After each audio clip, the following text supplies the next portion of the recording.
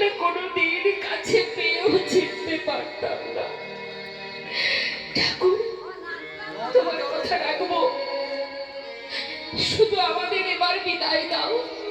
ওই ফুলার মানুষটাকে একবার নয়ন ভরে দর্শন করি। যা,